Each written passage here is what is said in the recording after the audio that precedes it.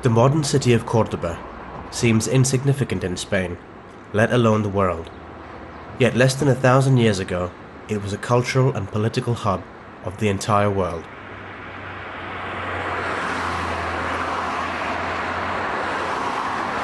The Muslims of North Africa made their way into Spain in 711 and found a largely welcome population that had been maltreated by the Visigoth rulers of Toledo.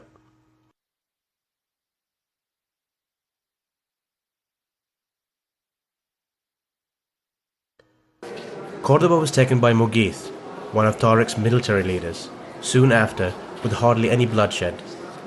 A deal was struck such that Christians and Muslims shared places of worship, and the Jews had greater freedom than they had ever had.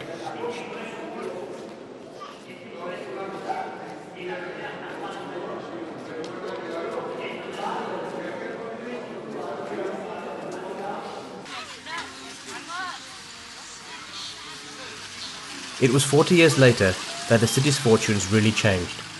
When the Umayyads were overthrown in Syria, one of their 20-year-old princes, Abdur Rahman, escaped, and after 5 years gained refuge in North Africa.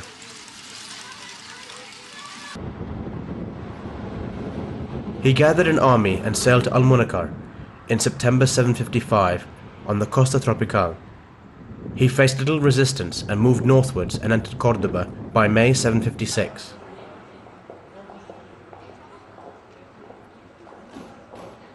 Abdur Rahman established the Umayyad dynasty in Cordoba, which would last for 3 centuries. He made Cordoba his home till his death in 788.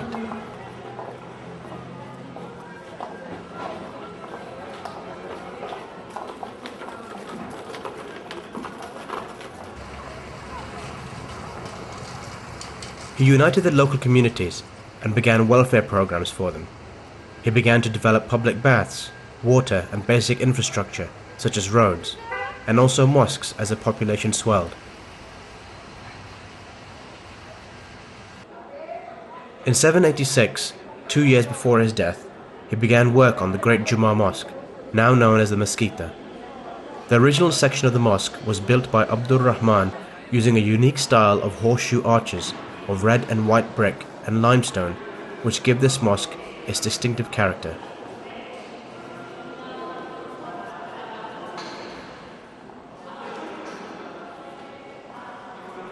This was the covered prayer hall, which would cater for 10,600 worshippers, and outside was a small ablutions courtyard.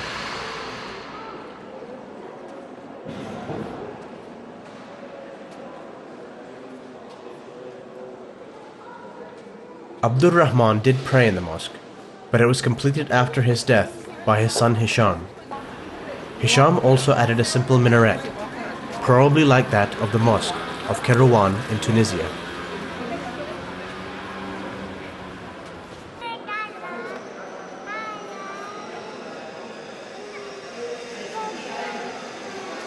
He also had a wooden carved ceiling added, using pine, found on the banks of the river Guadalquivir.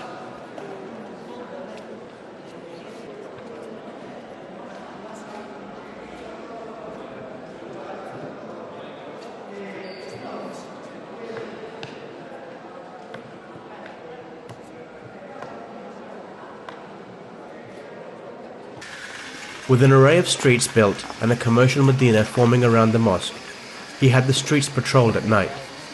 He was a kind ruler and often visited the poor and the sick to tend to their needs. He also started to develop the next phase of the city as he invited scholars from across the Muslim world to Cordoba.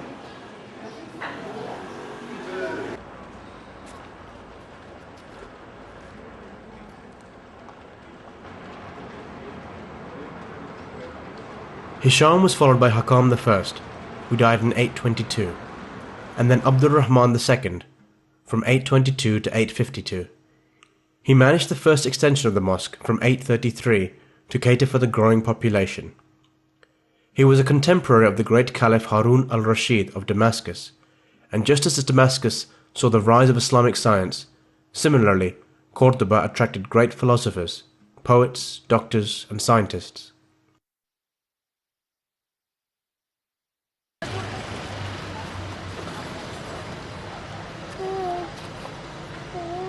Abdul Rahman II was followed by Muhammad I, 852 to 886, and Munzir, 886 to 888, who restored the original sections of the mosque. Culture also began to flourish, and Abbas ibn Firnas became the poet laureate and astrologer of the emirs.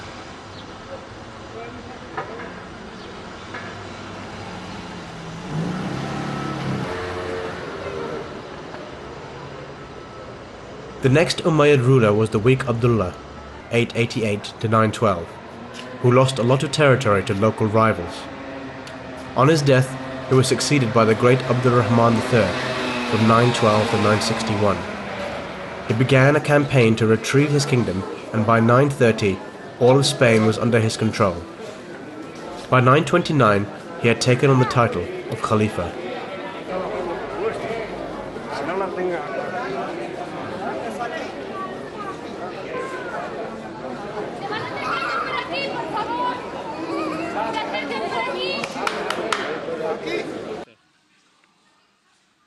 His court in Cordoba became one of the grandest in the world.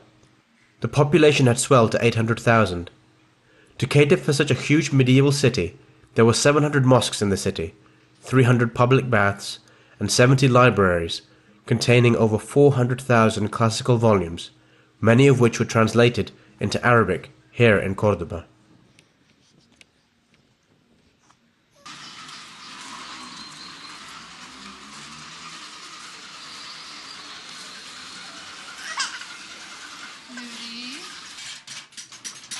The Medina around the mosque has the style of the great Medinas of the Muslim world, such as Fez and Cairo, with narrow, cool streets featuring sectioned markets.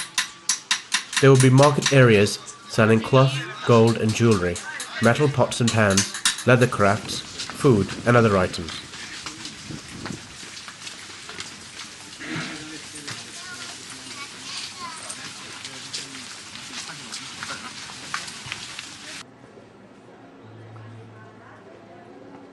The city streets were paved and even lit at night, a feature that great cities such as Paris and London were not to enjoy for a further 700 years.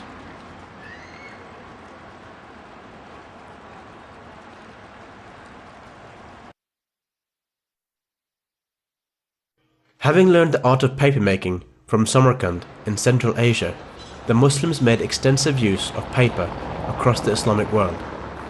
In Cordoba, it is claimed that every year 70,000 books were published at a time before mechanical presses.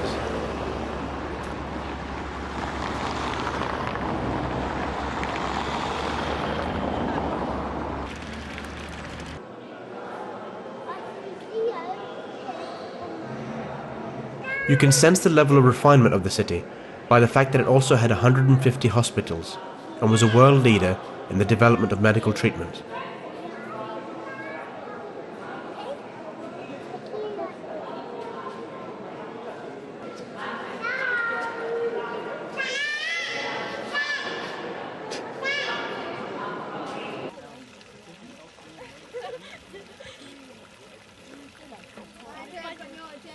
Along the river, there were 5,000 mills grinding corn, 25 miles of kept gardens, which we can only dream of based on the Alhambra in Granada. There was a passion for cleanliness even among the manual labourers, hence the vast supplies of soap used in the city.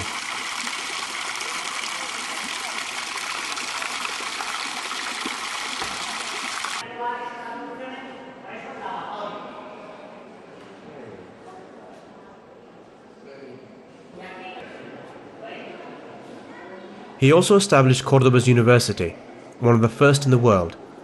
Scholars from across the world of all faiths came to this seat of learning, housed in the corner of the Mesquita, where courses were offered in astronomy, mathematics, medicine, theology and law, and a degree from Cordoba was sought after worldwide.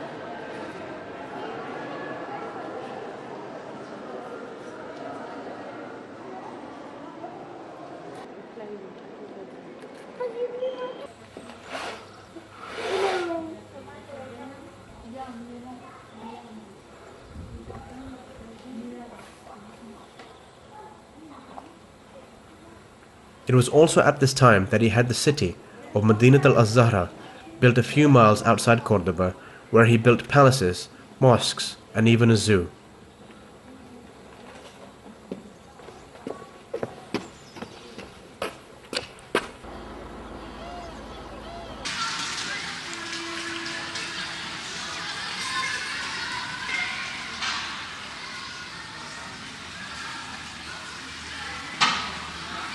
He developed strong links with the Byzantines of Turkey and the courts of Germany, France, and Italy. His city was so advanced and well regarded that if any of the other European nations needed a doctor or other professional, such as an architect or scientist, they would turn to Cordoba.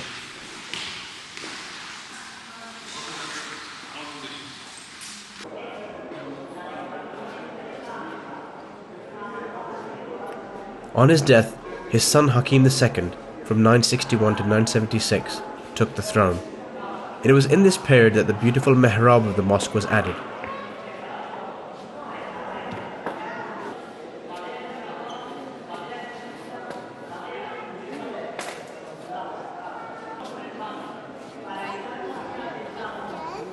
As Hakim II directed the mosque development work with his advisors, there was an issue in that the direction of the original mosque was not exactly in line with the Qibla, or direction to Mecca. After much debate, it was agreed that it would be better to keep the structure of the mosque intact and to slightly angle the prayer mats, as one of his advisors, Abu Ibrahim, said, "Not for artistic reasons, but evoking tradition, because one who follows tradition does not err, but one who surrenders to innovations will fail."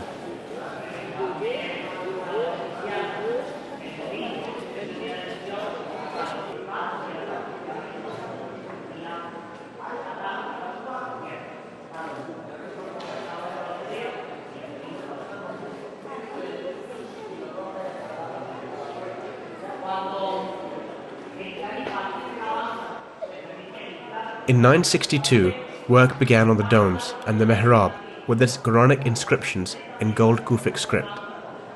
There are 3 oratories decorated with arches, the central one being the mihrab. Look up at the cupola beneath the domes to see the detail of the decoration work.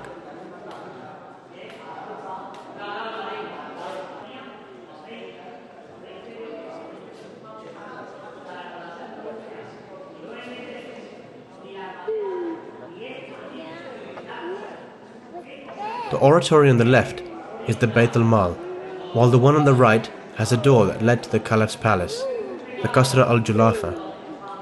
Part of the decoration includes exquisite mosaics that were a gift from the Byzantine Emperor Constantine Porphyrogenito to the Caliph in Cordoba.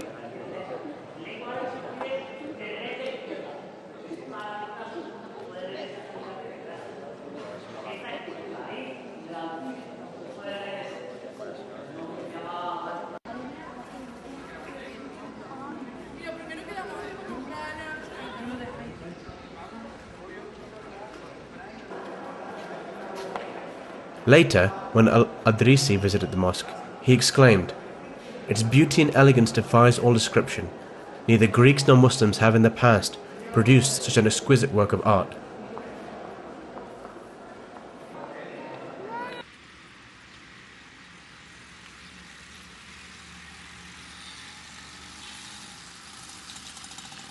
Hakim II also replaced the old minaret and replaced it with an even grander and taller structure.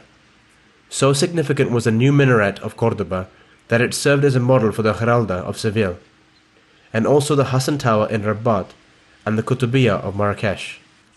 The facade of the Cordoba minaret also contained double-arched windows and was topped by 3 gold pomegranates.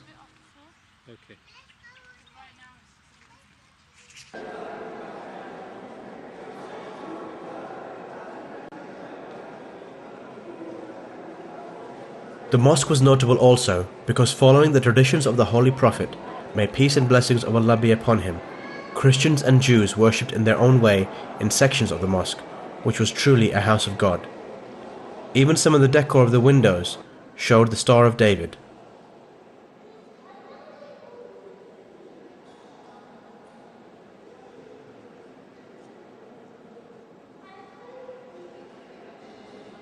Indeed, in the Islamic Empire of Al-Andalus, Christians and Jews were encouraged to take high office and to excel in education.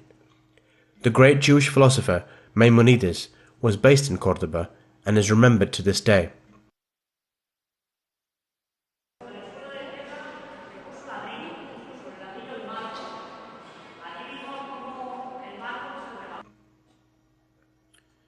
Around the same time, Maslama al-Majriti of Madrid became the first astronomer of Al-Andalus and established his school in Cordoba, where future scholars such as Ibn Khaldun would study. He was contemporary to great historians such as Ibn al-Qutiyya and Arib al-Qurtubi. Also the great physician Abu al-Qasim az-Zahrawi, known in Europe as Abu al-Qasis, lived in Madinat az-Zahra and wrote a medical encyclopedia after 50 years of medical practice.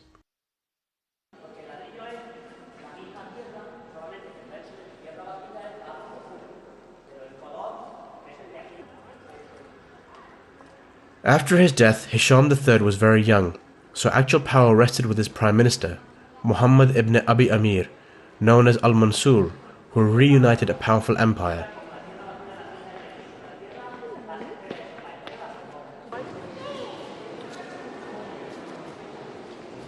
It was Al-Mansur who led the final expansion of the mosque on the left of the existing mosque, and extended the ablutions courtyard as well. The final mosque covered a vast 24,000 square meters.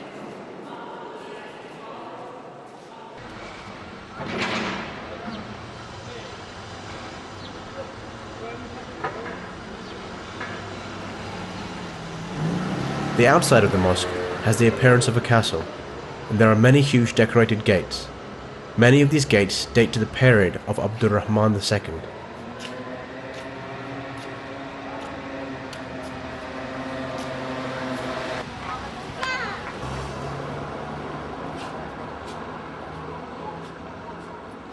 After 1008, the empire fragmented as the mullahs began to create infighting. The Christians were able to take advantage of this discord. For a period, the Almoravids of North Africa took control and regained some of the power of Al-Andalus. But after many years of survival, the end of the 12th century again saw the mullahs contrive to cause discord for their own personal gain.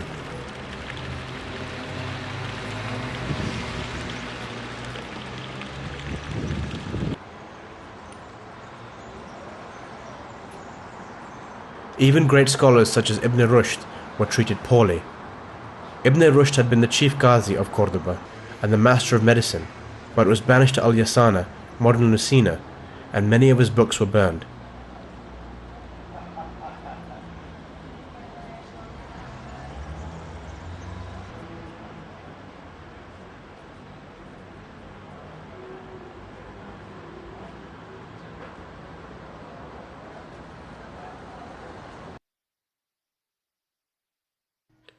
The Christians were gaining in confidence, and after the famous battle of Las Navas de Tolosa in July 1212, and not long after, Cordoba fell in 1236.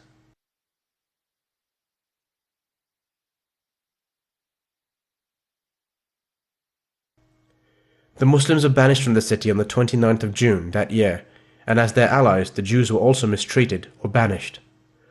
Cordoba would never again hold such a lofty position in the world.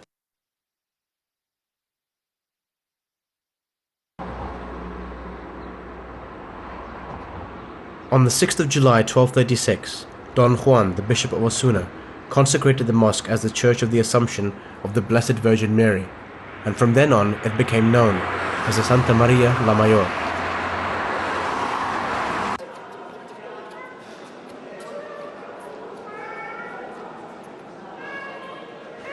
In 1371, 150 years after the Muslims had been expelled, King Enrique II had the royal chapel built.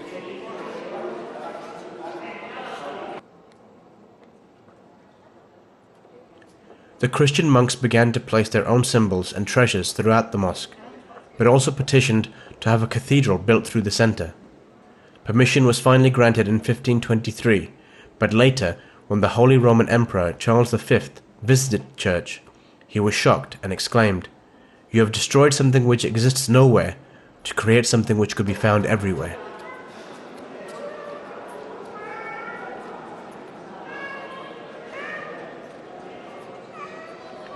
Despite this, Work continued till 1766, when the choir and pulpits were completed. The modern visitor can sense how the cathedral has changed the character of the building, and its reliance on gold decoration and statues is out of keeping with the simple and religious function of the mosque.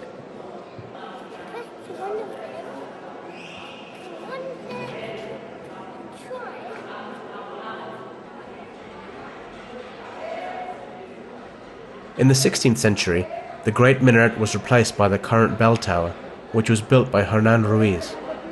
The bell tower still has the old minaret in its interior.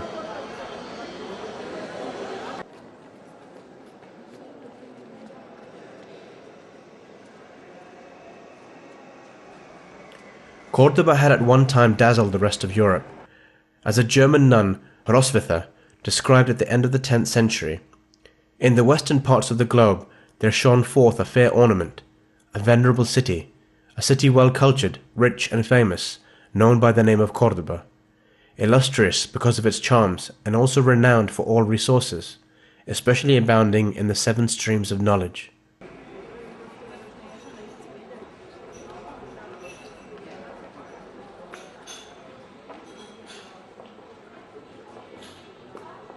We have seen how the city attained such power and wealth, and then fell back to its current position. The historical Cordoba left a legacy of innovation, great scholars, and cultural advancement that contributed to the Renaissance of Europe. Surely, mankind can learn from history, and we will again see another Cordoba in the future.